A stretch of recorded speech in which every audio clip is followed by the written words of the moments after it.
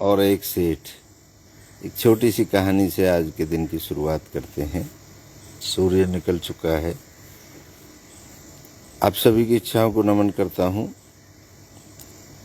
देखिए, उजाला हो चुका है, सूर्य निकल चुका है और हम अपने आश्रम में हैं।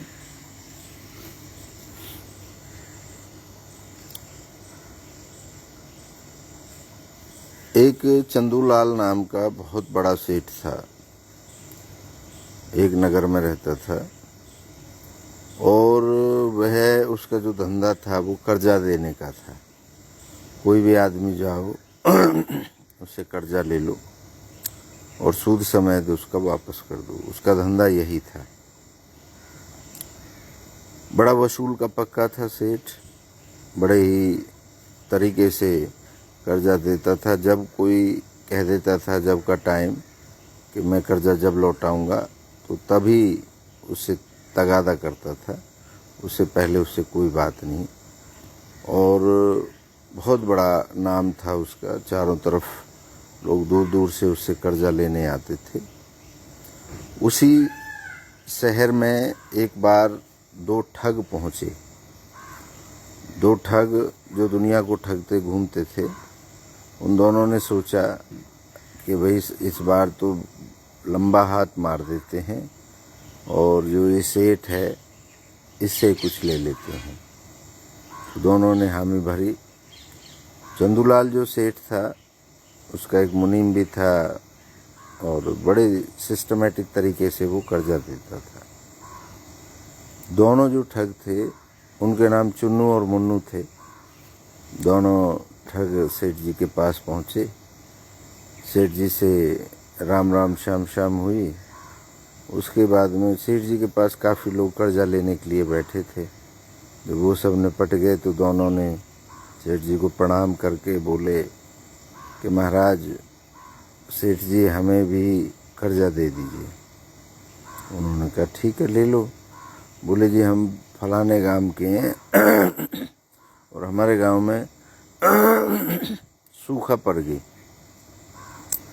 और हमें अपने बैल खरीदने हैं और खेती करनी है, तो आप हमें कर्जा दे दीजिए। उसने कहा कोई बात नहीं। कब लौटाओगे कर्जा? उन्होंने कहा जी बहुत जल्द दे देंगे। उसने कहा बहुत जल्दी का कोई तारीख होगा, कोई टाइम होगा? उन्होंने कहा दे देंगे अगले जन्म में। तो सेठ जी ने कहा कोई बात नहीं। मुनीम को आवाज़ लगाई और मुनीम से बोला कि भैया मुनीम जी, इनको कर्जा दे दीजिए 2000 रुपये और इनकी लिखा पढ़ी करा लीजिए। मुनीम ने कहा ठीक है, मैं सेठ जी भेज दीजिए। सेठ ने उन दोनों को मुनीम के पास भेज दिया। मुनीम ने उनसे पूछा भाई कितने पैसे लेने हैं? उसने कहा जी 2000 रुपये। कब लौटाओगे? उन्होंने कहा जी अगले जन्म में। तो मुनीम ने लिख दिया और सेठ जी के पास आया। सेठ जी ये क्या तरीका है, ये तो अगले जन्म की बात कर रहे हैं। सेठ ने कहा कोई बात नहीं, आप इनको दे दीजिए, जो ये कह रहे हैं वो ठीक है। तो सेठ से मुनीम ने कहा महाराज ये तो गलत है, अगले जन्म में कहाँ से लौटाएंगे, कैसे होगा? उसने कहा कोई बात नहीं, तुझे जितना बोला है उतना काम करिए। तो खैर मुनीम की तो ड्यूटी थी। मुनीम ने लिखा पढ़ी कर ली, उनके दस्तखत करा लिए और 2000 रुपये उनको दे दिए। दोनों ठग बड़े खुश हुए, सेठ को प्रणाम किया और चल दिए। दोनों बड़े खुश हुए और बड़े प्लान बनाने लगे कि भैया बिन पैसों का घर बनाएंगे, क्योंकि हम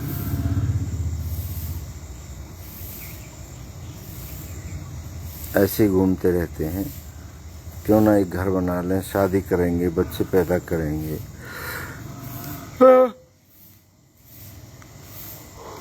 बच्चे पैदा करेंगे, अपना घर बसाएंगे, मौज करेंगे। दोनों बड़ा प्लान बनाते बनाते जा रहे थे।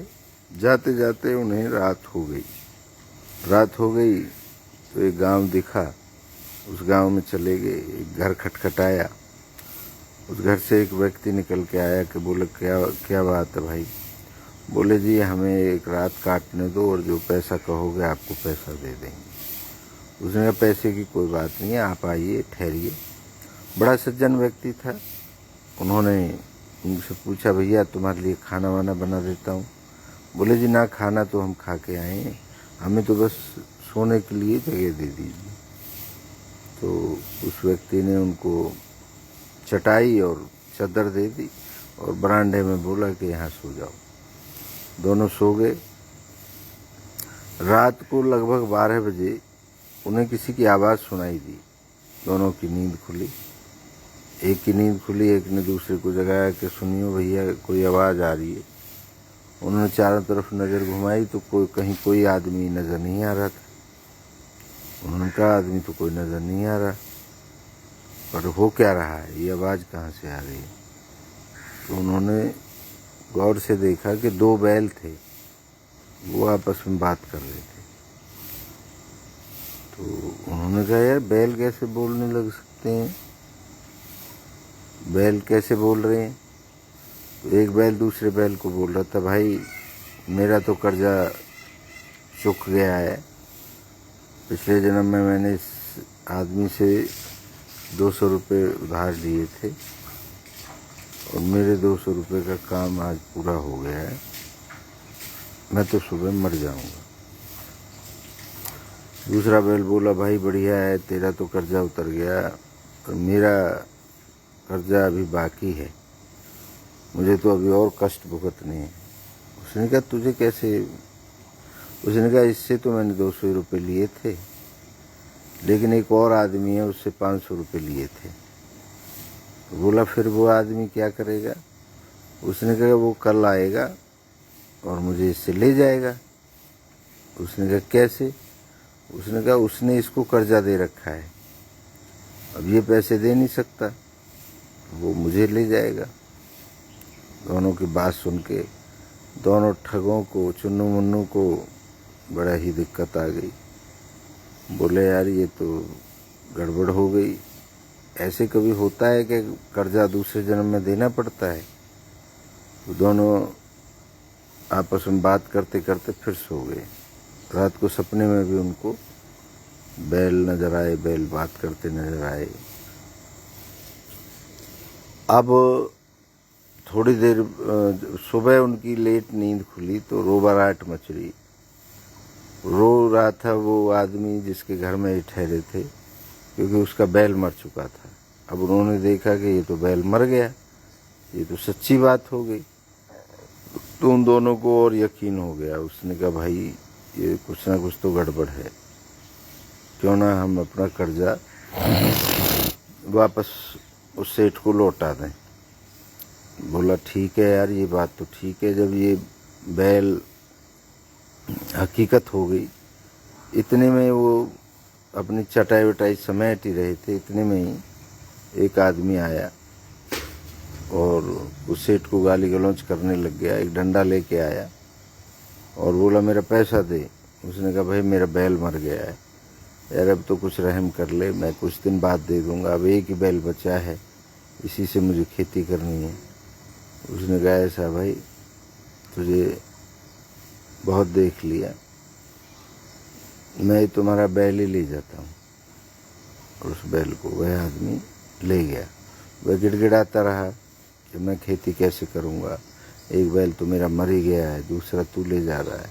उसने कहा मुझे नहीं पता, पैसा हो जाए दे आना, अपना बैल ले आना, तब तक बैल मैं रखूँगा। वो आदमी बैल को लेके चला गया।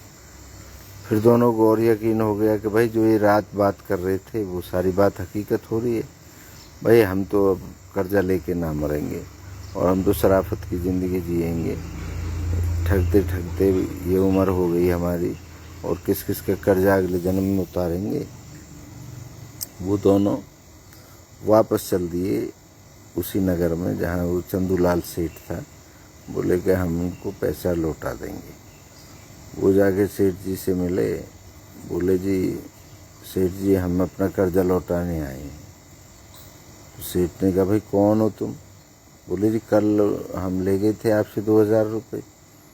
और ये 2011 रुपये हम आपको लौटा रहे हैं सूद समेत। उसने कहा भाई मुझे तो याद है नहीं, मुंशी जी से जाके मिलो। मुंशी जी से मिले तो मुंशी जी ने कहा हाँ जी ये कर्जा ले गए थे 2000 रुपये, तो क्या लिखा पढ़ी में क्या है। सेठ से कहा मुंशी ने कि जी अगले जन्म का लिखा है। बोले भाई तुम्हारा कर्जा नहीं लिया जाएगा, अगले जन्म में ही लेंगे। वो बोले यार ये तो कोई बात नहीं हुई लाला जी, हम तो ऐसी मजाक में लिखवा दिया था अगला जन्म, आप अपना कर्जा ले लो। लाला ने कहा नहीं भाई मैं तो वसूल का पक्का हूँ, अगले जन्म में ही लूँगा।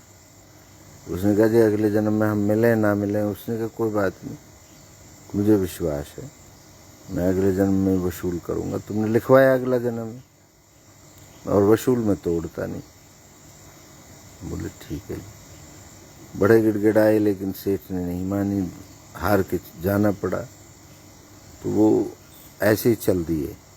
चलते चलते चलते चलते उन्हें दोनों प्लान बनाते रहे कि कैसे करें, क्या तरीका है इसको लौटाने का। भाई नहीं लौटा है तो दिक्कत हो जाएगी और अब हम ठगी छोड़ देंगे और ईमानदारी से काम करेंगे। ऐसे सोचते सोचते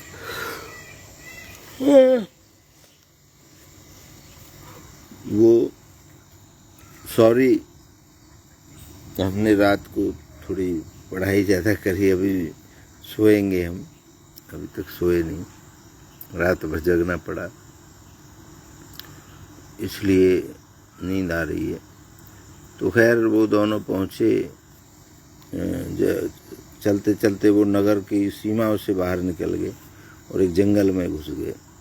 रात हो गई, अब देखें जी चारों तरफ जंगल ही जंगल है। बोले यार बड़ी दिक्कत हुई, अब ये तो जंगल ही जंगल है, भूख लग रही थी। बोले कैसे करें, वापस कैसे जाएं। बोले वापस चलते हैं। अरे वापस कैसे जाएंगे, हम तो रास्ता ही भूल गए। तो वो अंधेरे में चलते रहे। आगे उन्हें एक छोटा सा तालाब नज़र आया, उजाला सा। तो वहाँ गए तो वहाँ एक साधु बैठे थे ध्यान में और अलाव जल रहा था। दोनों ने जाके साधु को प्रणाम किया। साधु ने अपनी आंखें खोली। बोले आओ बच्चे कहाँ से आए हो। उन्होंने साधु महात्मा को सारी बात सुना दी कह के। उसने कोई बात नहीं भाई, यहाँ खाना तो है नहीं लेकिन मैं कुछ फल लेके आता हूँ। साधु जी गए और कुछ फल वल तोड़ के ले आए, कमंडल दे दिया पानी का और फल दे दिए कि खाना खाओ और सो जाओ। दोनों अलाव पे तापते तापते फल खा करके और सो गए। जब उनकी सुबह नींद खुली, साधु महाराज फिर से अपने ध्यान में अपना भजन करने लगे। सुबह जब उनकी नींद खुली तो ना तो वहाँ कोई अलाव था और ना कोई साधु संत था। दोनों ने सोचा ये तो यार चमत्कार हो गया। उन्होंने जब साधु को सारी बात बताई थी तो साधु ने बोला था कि यहाँ से 1 किलोमीटर दूर आप जाओगे तो एक गांव मिलेगा, उस गांव में आपकी समस्या का समाधान हो जाएगा। खैर वो सुबह उठ करके उस दिशा में चलने लगे। आगे जाके उन्हें एक गांव मिला। उस गांव के अंदर क्या था, पानी की बड़ी समस्या थी। पानी नहीं था, लोग त्राही त्राही करते थे और बहुत दूर से पानी लाते थे पीने के लिए। उन दोनों ने सोचा, उसने कहा इसी गांव का साधु जी ने बताया था। देखा घूम फिर के तो चुन्नू के दिमाग में एक आइडिया आया। उसने मुन्नू के कान में कुछ बोला और कहीं से एक कुदाली लेके आए, फावड़ा लेके आए और एक खुदाई शुरू कर दी। खोदते खोदते वो बहुत गहराई तक खोदने लगे तो कुआं खोदने लग गए वो। अब उन्होंने कई दिन वहाँ रह करके कुआं खोद दिया, कुएं में पानी भी आ गया। अब उन्होंने ईंट मंगवा के उसको पक्का करा दिया। उसमें 2000 और ऊपर 150 रुपये खर्च हो गए कुएं। अब कुएं में पानी आ गया, गांव वालों को पता चला तो गांव वाले अपने बर्तन ले ले करके पानी भरने आए। तो दोनों लठ लेके खड़े हो गए। बोले भाई पानी नहीं भरने देंगे। उन्होंने कहा भैया भरने दो, हमारे गांव की हालत देख रहे हो आप लोग, प्यास से मर रहे हैं, बच्चे परेशान हैं, और आपने तो भला काम कर दिया कुआं खोद के, हमें पानी लेने दो। उन्होंने कहा नहीं भाई, क्योंकि कुआं हमारा है ही नहीं। उन्होंने कहा आपका नहीं है? बोले ना, ये कुआं है चंदूलाल सेठ का, फला फला गांव में रहते हैं, तो उससे पूछ के आ जाओ और खूब पियो पानी। अब सारा गांव इकट्ठा हुआ। उन्होंने कहा जब उस सेठ का कुआं है तो सेठ से पूछना पड़ेगा। सारे मिल करके उस सेठ के वहाँ पहुँचे तो सेठ ने देखा इतनी भीड़ उनके पास आ रही है। बोले भाई क्या बात है? उसने कहा सेठ जी ऐसे ऐसे बात है, आपने कुआं खुदवाया है हमारे गांव में और भाई हमें पानी लेने की इजाज़त दो। उसने कहा मैंने तो कोई कुआं खुदवाया ही नहीं है। उसने कहा नहीं खुदवाया है आपने, वो दोनों आदमी आपका इनाम ले रहे हैं और लठ लेके खड़े हैं, पानी नहीं भरने दे रहे। बोला कोई बात नहीं। मुंशी से बोला तो मुंशी ने कहा महाराज ये तो कोई सेठ जी अलग ही खेल है कोई। सेठ जी ने बोला कोई बात नहीं, क्या सोल्यूशन है उन लोगों से पूछा। उन्होंने कहा जी आप हमारे साथ चलो और उन दोनों को कह दो उन्होंने ये कहा है। सेठ ने कहा यार ये क्या माजरा है। मुंशी को लेके उन लोगों के साथ चले गए।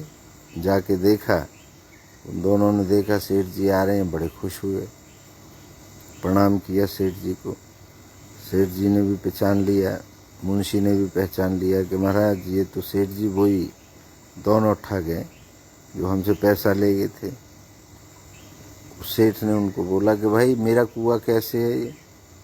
उन दोनों ने कहा जी आपका ही पैसा इसमें लगा हुआ है, हमने तो आपके पैसे को आपने अगले जन्म का बोल दिया, अब हम तो ज़िंदगी अच्छे से गुजारेंगे और ये आपके नाम से हमने कुआं बनवा दिया आपके पैसे से।